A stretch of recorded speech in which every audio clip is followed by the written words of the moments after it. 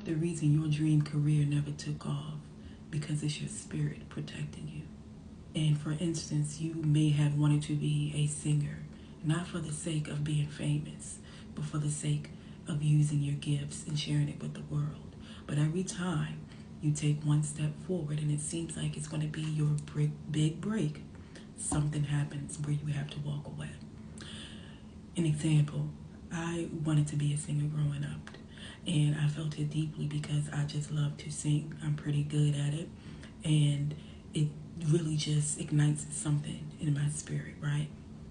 But every time I came into contact with the right people who were in the business, something would happen where I would have to walk away, and or I would miss them in passing. So when I was a teenager, there was someone who was working for a really famous singer, and they heard me outside singing at my job at McDonald's as a teenager, and they loved my voice, and they would come visit when they were in town and say hello.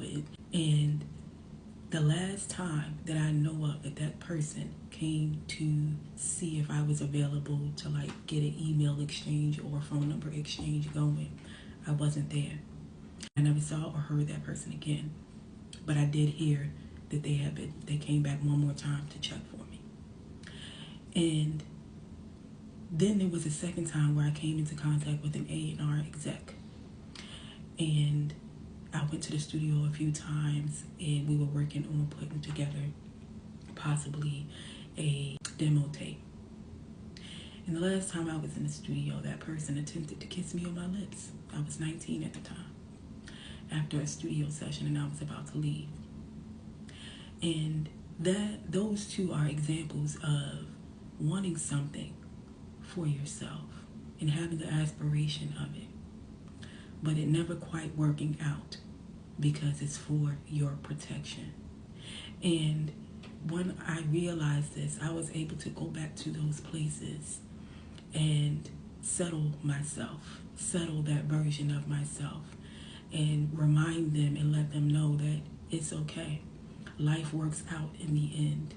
You will do something that's better called and aligned to who you are and where you actually should be going in life later on that you can't see now, the dangers that you can't see now, right?